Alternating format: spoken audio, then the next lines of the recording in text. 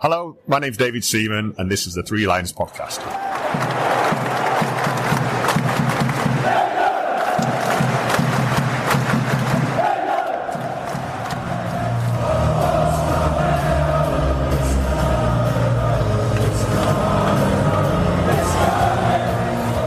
Hello and welcome to the Three Lions Podcast. My name is Russell Osborne, and this is an independent England football supporters podcast. I hope I find you well. Hope you had an enjoyable Christmas, and let me take this opportunity to wish you a happy new year, 2026. Here we are, a year, well, one that we all hope will finally break that 60-year hoodoo. 60 years. Oh, remember when Skinner and Baddiel sung 30 Years of Hurt? Man, that makes me feel old, doesn't it? Anyway, still, that's to come. And of course, nearer the time, we'll build up to that, the World Cup. But sadly, as fans, we're still in the same position as we were at the back end of 2025 with regards to tickets and FIFA and Infantino. I don't think it's going to go away very soon. Coming up on this episode very soon is a chat I had with Thomas Concannon from the FSA. Now, I would like to add that this conversation took place before the most recent guidance email came from ESTC, England Supporters Travel Club. But before I get to that, please, wherever you're listening to this pod from, just give it a rating for me, would you, please? 5 stars is always nice. A review, too. But, hey, give it what you think it deserves. Also, the show is available on social media. Just search Three Lions Podcast, a follow, a like, you know the drill. Maybe share it with someone you think may also enjoy it. That'd be cool. Also, I'll touch on this more when the Lionesses are in action and we look at doing a podcast on them. But many congratulations should go to Leah Williamson, who was awarded a CBE, and to Alex Greenwood, Kira Walsh, Georgia Stanway, and Ella Toone, who were awarded MBEs in the King's New Year's Honours. And also to manager Serena Wiegman, who was awarded a DBE, a Dame of the British Empire. Well done. It's been a fabulous year for them, wasn't it, 2025? As I say, I'll touch more on the Lionesses when they're next in action, but I just wanted to congratulate all of them. Well done. On to this episode, though.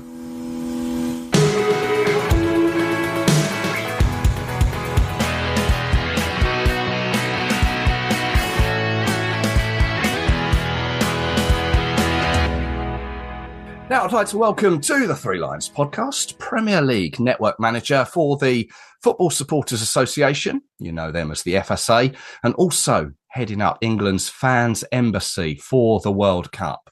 Thomas Concannon, hello there. How are you? You okay? Yeah, very well, thank you. Yourself? I'm very well, yes, can't complain. Good. Happy New Year to you. You too as well, yeah. Hope you had a good one. Yeah, always a good one, but always glad to sort of get it out of the way. Yeah, true. Early days of the podcast, I had the pleasure of speaking with Kevin Miles, who's still the chief exec, I believe, at the FSA. He is. And at the time, he was spokesman for the England Fans Embassy. You've now taken on that role, haven't you? I have, yes. Congratulations. Thank you. It was passed on. Kev had obviously done it for nigh on 30 years, and just because of his day job with the FSA, keeping him really busy, never out of Parliament and everything else, with the independent regulator, he just didn't really have the time anymore for England, and passed on the chalice to me. And I've done it for 10 years anyway, but it was officially now. Yeah. Well, I mean, talk about being thrown in at the deep end, I guess, officially, what with the World Cup. Yes, I think very much so. It's this is a very strange one, isn't it? It's very difficult to look at and be optimistic about is difficult. I think that there's differences, isn't there, in terms of the experience as a fan and the experiences to what it's going to be like on the pitch. Yes. So it's it very much it's had its challenges, as I'm sure you're all very aware. It's just caused major problems this World Cup, hasn't it? Yeah. Well, I mean, let's just quickly. What were your initial thoughts when it was announced the World Cup? I can't even remember when it was officially announced as being in the States, Canada, and Mexico. Were you kind of excited about the idea of that? Do you know what I was? Yeah. I really was, because it was, three great countries that we've got great relationships with in comparison to, there was a lot of controversy around Russia and Qatar. Yeah. Rightly or wrongly, because I think they were both great World Cups in the end from a fan experience side of things. But I think we were all just really looking forward to it. It was, it was different, I suppose, since we didn't qualify in '94. Yes. It was going to be a great experience for people. And I think it just, like I say, different. I mean, we knew it would be expensive. Yeah. I think that's the reality of it. But I think, I think it took the attention of a lot of people. I think a lot of people were looking forward to it. Yeah, and I think that's why it's great to have a chat with you, because that excitement and sort of interest has been dampened, and just by the whole ticket scenario, the way FIFA and Gianni Infantino have been with regards to fans, it's just dampened the whole mood for it. It really has, and God, Russell, you'll know people as well, like people that are priced out, people that deserve to be there, people that are completely priced out of going, because of these ticket prices. I think everyone knew that the travel and accommodation was going to be expensive, as I said before. I think that was pretty much a given. Internal flights you can get at not bad prices, but I think the reality for this one was because it's such a longer World Cup as well. The reality is people were going to be sort of dipping in and out of this, and rather than doing the full tournament, because it's just not affordable for the vast majority of people. But you chuck the ticket prices in there, it becomes more a thing about principle than anything for a lot of people. That they're just like, well, I'm not paying that. That's absolutely ridiculous. But then you've got the other side of the coin that'll just be people that'll be like, they'll just pay whatever because they have to be there. It's that fear of missing out, isn't it? We all suffer from it. And it is a difficult thing to contend with, especially when the prices are so high. And it just really has dampened it. And the attitude from FIFA has just been really disappointing. They haven't recognised the ridiculous loyalty that has gone into following your team in the build-up of the World Cup and beyond this. The fact that hasn't been recognised in the official allocations, I struggle to make the argument for the allocation for the general admission tickets. It's a difficult one, and I think I understand to an extent the American market and everything else and why you would price tickets at a certain price. Yeah. I just think when it comes to the participating nation allocations, I just think there could have been more recognition for the supporters of those teams. And whether I've got rose tinted glasses on because it's England, and whether it's, you look at Scotland and Wales and other countries that travel really well. Yeah. You think, oh, are we just being completely hard done by? But the reality is, with the introduction of these $60 tickets, does that suit the hardcore of the majority of countries? And I think that's something that we're trying to understand at the moment. Yeah, I mean, just for those that have maybe been out of the loop, if you're looking at going or tickets all the way, and I always say if England were to get to that last game, Category 3, it's about $4,700 total, and if you're that way inclined for Category 1, it's about $16,500 if you want to go for the good seats. Yeah, and then throw in the $60 tickets, which was. I mean, was it a goodwill gesture or FIFA backing down, or it was just a a smoke screen. I don't know what the right term was. They put that in for just before Christmas, which was 10% of our nation or each nation's allocation, which once everyone worked it out was about 400 tickets of roughly 4,000, I think would be a sort of finger in the air. Yeah. As the Footballers Supporters Association, the FSA, what's your communications with who? Is it with FIFA? Is it with the FA or England Supporters Travel Club? Who do you speak to? Who are you trying to put the supporters' voice across to? Yeah. Anyone that'll listen. But the reality is, so we have a really good relationship with the FA through multiple strands, not just England. Right. Obviously, we have a structured dialogue with them where we talk about all issues across the game, and naturally England comes up. So we'd written to them back in October to air our concerns about the apparent high ticket prices. Obviously, nothing official had ever been released. No. Which was a farce in itself. But anyway, we'll leave that out. It was the fact that. So we wrote to the FA and basically said, look, we're very, very concerned about the high ticket prices here.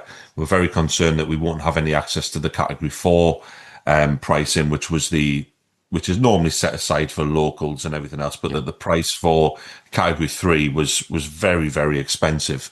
And then beyond that, but there was also other concerns around supporter safety. Obviously, there's a lot of discussion around heat and player welfare. But there's obviously, if you look at the kickoff times now that we've got, we're actually kicking off, sort of mid-afternoon, where it'll be extremely hot in some places. Now, some of the stadiums are covered, but some of them aren't.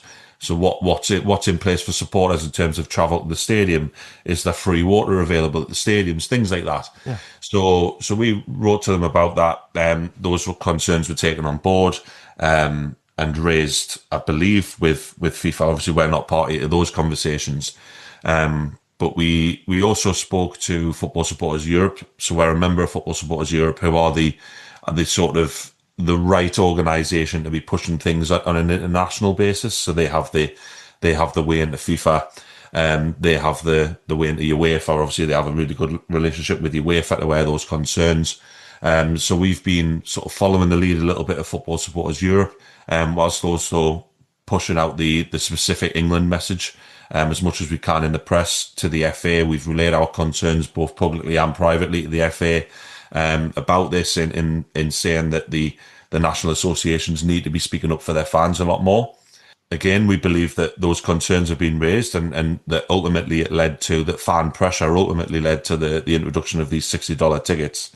But I think we all know, like I say, there's just not enough of them. No. And to satisfy the demand that's there clearly from a team like England.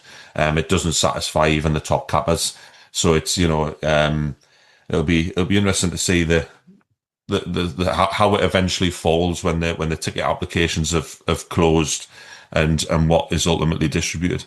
Yeah, because those ticket application or the closure of that, I believe, is the 13th of January. 13th of January, yeah. So what I have read is some people are saying get your application in early if you intend to go. And other people are saying, no, hold off and don't do it. And that way our voice will be heard. It's a very confusing situation. And it's in a way that, and along with this, who will get a $60 ticket and how they'll be distributed is causing issues between our own fans, it appears. And it's, yeah, absolutely. And I've got sympathies with both sides of this, fans that want to stand up for what's right, supporters obviously concerned that they want to get the right data to know what they're applying for.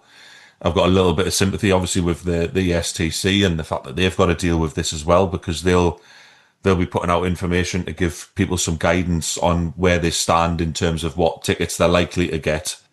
But then if they're still waiting on numerous applications, then that could obviously scupper those those results slightly. Yeah. So again, it leaves people in a little bit of limbo. And I think the importance of knowing exactly where you stand before the 13th is obviously really important, because I wouldn't be surprised if some people have applied in the hope that the prices come down. But the reality is, when it comes to the 13th and they see what they're due to be paying, that I wouldn't be surprised if that puts some people off.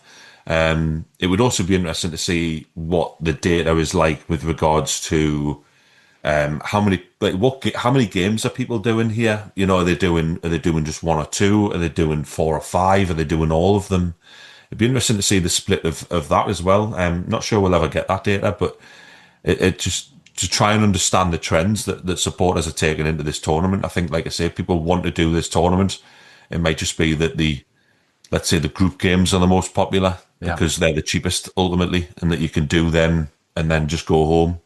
So, like I say, it'll be interesting to see the trends on that. But yeah, it's a very difficult one for, like I say, for the ESTC to give accurate data if people aren't submitting their applications. They're going to have to do them eventually anyway. And I'll be honest, I can't see anything changing with regards to pricing at this stage. I think they've spun the PR wheel. I think it's worked to an extent for them, because I think you noticed after the announcement of the $60 tickets, the noise slightly went away, even though we were trying. The noise, the attention sort of went a little bit. But it'll be interesting to see, like I say, when the application window closes, as to how many have applied and where people stand. Yeah. I mean, I guess as well, kind of Christmas got in the way of that, but the communication from the FA, it just doesn't seem to be, there so much, and it doesn't seem to be sort of backing the supporters from an outside point of view. Is that a fair comment? Do you know what? I think it is a fair comment, because, as I say, I think what England fans really want to see is that their FA is sticking up for them. I think that's the one thing that's really stuck out from this, is that they just want to feel like they're cared about, that someone is fighting their corner. Because, whilst we'll obviously push that as far as we possibly can, the FA and other FAs have the inroads to the right people in FIFA to make the right complaints, to make the right noises, both privately and publicly. And it doesn't feel like that has been done enough publicly. We will never know what conversations have taken place privately. Yeah. But publicly, we just feel that there could have been more pressure put on by the national associations on this issue. I'm sort of gobsmacked as to how they haven't, because the prices were so astronomical. I don't understand why they wouldn't see it as an opportunity to really stick up for their members, and what politics are at play here to actually stop them from doing that. Like I say, from a fan perspective, I think there's just a lot of disappointment that they feel like they've just been ignored, and no one stood up for them, really. Yeah, I mean, when we met in Tirana for the Albania game, we had a brief conversation, and I mentioned about other nations, if they have supporters clubs, and you mentioned there the Football Supporters Europe, but we know that Scotland, they travel in numbers, and I think was it Germany have a supporters club like we do. Are you having conversations with them, and are they asking the same questions as we all are? Yeah, absolutely. The Spanish are, the French are, the Dutch, and if you look at, again, Scotland are probably, whilst rivals, they're probably the one that we speak to the most. Yeah, naturally. Of course. And the Welsh as well. Obviously, with Wales potentially qualifying, and I think there's just a lot of disappointment from their side. The Scottish have made some really good noises publicly with their support organisations, but obviously with their FA as well. It follows a very similar line to us. I think the difficulties that Scotland have, obviously, is this is their first World Cup since '98, and like it or not, that they'll probably sell out. Yeah, totally understandable. Yeah. because the demand will be there. They'll want to be there. It's that FOMO again, isn't it? The fear of Yeah, missing out, and yeah, they'll want to be there. They'll just pay the prices reluctantly, and that's ultimately what FIFA are banking on. Well, yeah, you might not like it, but you're going to pay it. So let's just crack on with the tournament. That's ultimately how this feels. And it's really disappointing, but it still just doesn't make it right. And FIFA bang on about the money that goes back into the game and everything else. And they've got 150 million ticket sales. I mean, again, data that is just completely unfounded and unproven. How do you ever prove that 150 million humans have actually applied for those tickets? So yeah, it's just it's extremely difficult. And like I say, with those other nations, they are applying the pressure. Again, just meeting a wall of silence publicly from the referees, and I think we're all just a little bit baffled yeah. as to why they haven't stood up for us here. Because we can look back to the summer just gone and the inaugural Club World Cup, and we saw the stadiums there being empty. But you look back even further to the '94 World Cup, and they say that was the most attended World Cup for tickets. I think ever sold for a World Cup.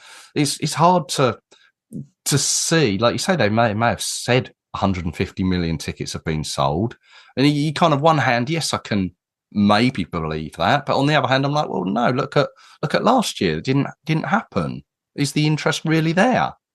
Well, this is it, and you can register interest, but ultimately not buy them because people are registering interest based on in the hope that they might get the cheaper tickets. Yeah. And it'll be really interesting to see sort of what the sales ultimately look like. I think as well there is a concern that doesn't really get discussed a lot, but with dynamic ticket pricing being part of the ticket sales for the general admission tickets.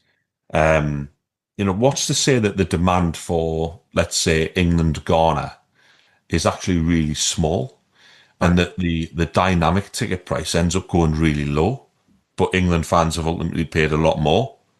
yes, Through the because England, it's a set price. They'll argue, well, you're getting a guaranteed ticket. Yeah, but if the demand isn't there and ultimately FIFA try and sell those tickets last minute and they end up being really cheap like they were in the Club World Cup. I think was there a semi-final ticket available for $10? I think that was something I read about. Yeah, in the bizarre. Club World Cup. So I just wouldn't be surprised to see that happen at some games where the attraction just isn't there, and that they'll struggle to sell the tickets, and ultimately the fans of the participating nations have ended up paying more because this dynamic ticket pricing has driven the price down. That just doesn't seem fair.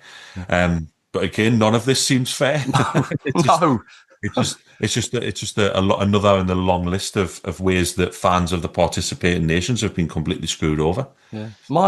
My fear, and at this moment in time, I don't intend on going to the World Cup for the price is a major factor, but I'm going to say my principles as well. But yeah, that's my own personal take. But my fear is the next World Cup, which we already know will be in Spain, Portugal, Morocco, and three others.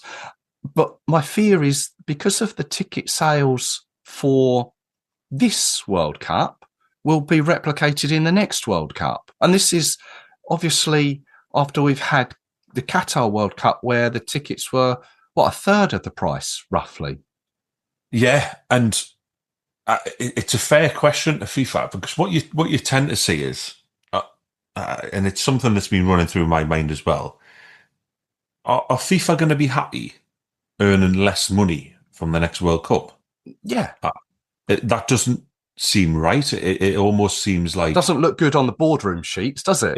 It doesn't, and almost, like you get used to having the money that they'll get from this World Cup, so will they not want that again?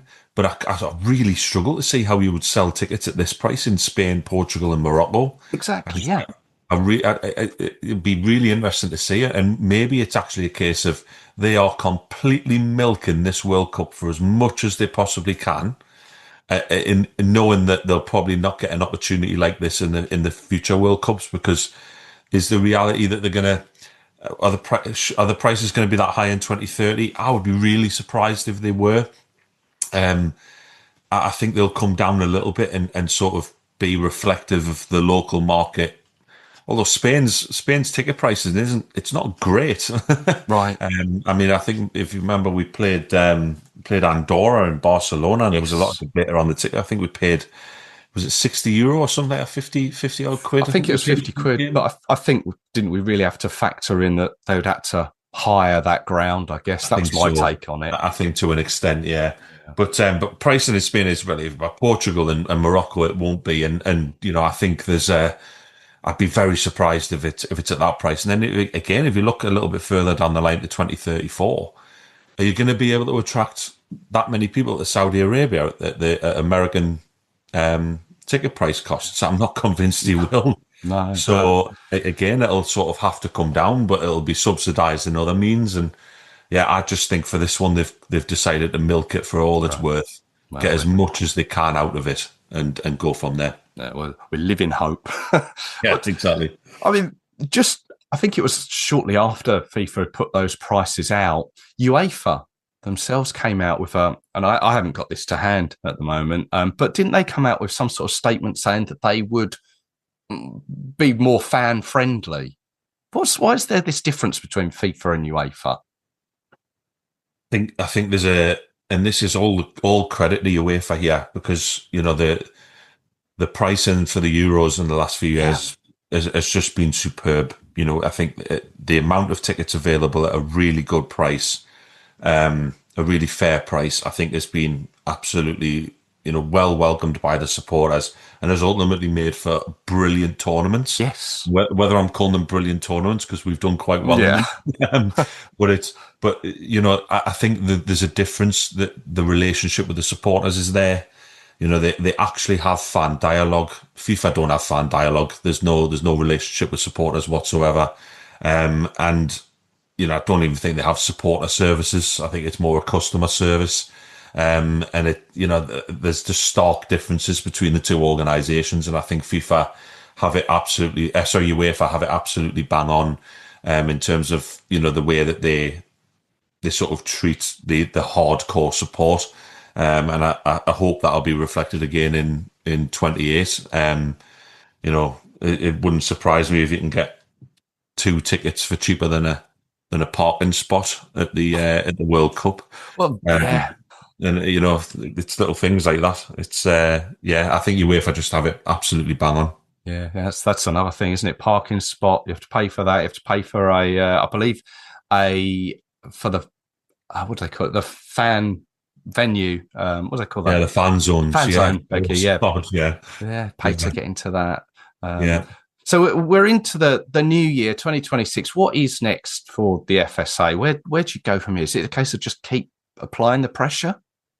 It is. Keep applying the pressure. We'll obviously have security visits out to the US at some point, where we'll be able to sort of see the fan movement side of things. I think there's concern around transport, that a lot of these stadiums are built to drive to. So what's the public transport going to be like?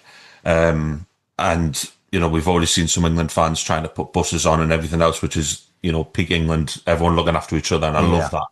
And it's just trying to see what the situation will be for the fans that do travel, and ultimately see what we can do. And again, a lot of this will come back to the ticket sales. Are we undersubscribed? Are we oversubscribed for certain games? What ultimately happens to those tickets? What are ticket sales like across the rest of the ground? What's the expat interest? So are we still going to have tens of thousands of English fans in the ground? More than likely. So we've still got to do the normal tournament preparation. Obviously, we work closely with the FA from the supporter perspective, from a supporter safety perspective.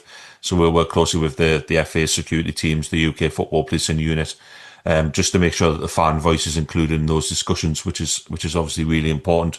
So I'll still be treating that as normal, but naturally through gritted teeth for this tournament because of all of the controversy that surrounds it.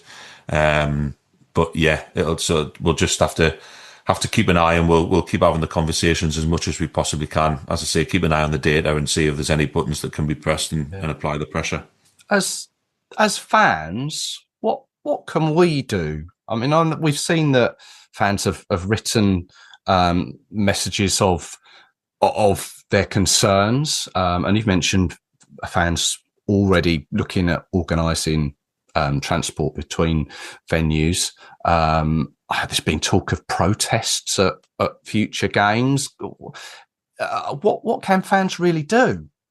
It's similar. It's making as much noise as you possibly can still. Yeah. Writing the emails, and there'll be opinions split on this as to whether you want to protest or not. But if people want to protest, you protest. Football's not adverse to people protesting about things that are going wrong, and it's and supporters have always made their voices heard, and I think that's something that supporters should continue to do if they feel that it's right to do so. As I say, we'll do our part and speak internally with privately and publicly, but it's I think supporters they have to do what they feel is right to do, and I wouldn't be surprised if you see some sort of protest action in the friendlies in March, for example. I just wouldn't be surprised, because it's I think people are really angry about this. There'll be a lot of really, really good people that have been priced out from going, and they'll be absolutely gutted about it, and they want to make sure that they've been heard. So I would, like I say, just keep writing those emails, keep making as much noise as possible, keep speaking to the press, keep the pressure on as much as we possibly can, because if we don't and we just accept this as supporters, then it's just, the worry is that it just gets worse. Yeah, there's plenty to digest there. Really appreciate your time, Thomas. Been great to speak to you on the pod. If people want to get in touch with the FSA or yourself or whoever the right person is to, what would you suggest? Where can we get in touch with you guys or follow you? Yeah, so we're on social media at We Are Free Lions, or at We Are the FSA is the main account. And you can contact us via info@thefsa.org.uk. If you ever want to get in touch and help out, obviously, you can sign up to be a member. It's completely free. You'll be joining around 500,000 other supporters in the country as well. So, just being a member is really great. It helps grow the supporter voice and give it credibility that it deserves. Yeah, and you mentioned Free Lions there, which is another conversation I think we should have for another day. It's always a great publication that comes out in and around match day on an away day. So just want to say well done on that to you guys. Thank you very much, Russell. I appreciate that. No, I appreciate your time. I know it's a busy time for you. I can just wish you all the best and keep banging that drum on our behalf, please. Yes, absolutely. Certainly will. Thank you very much.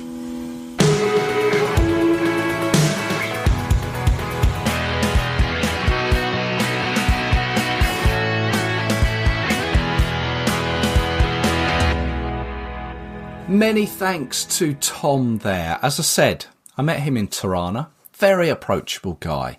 He was handing out the Free Lions magazine in the square, along with all the other FSA guys and girls. They do a great job. We are lucky to have them. As he said, they are on social media. Go give them a follow at We Are Free Lions on Twitter or X. There's loads of info there about the World Cup they've put on there too, and the whole ticketing situation. Plenty of advice as well. Now, speaking of the World Cup, I have an episode in mind where I chat with fans of our group opponents.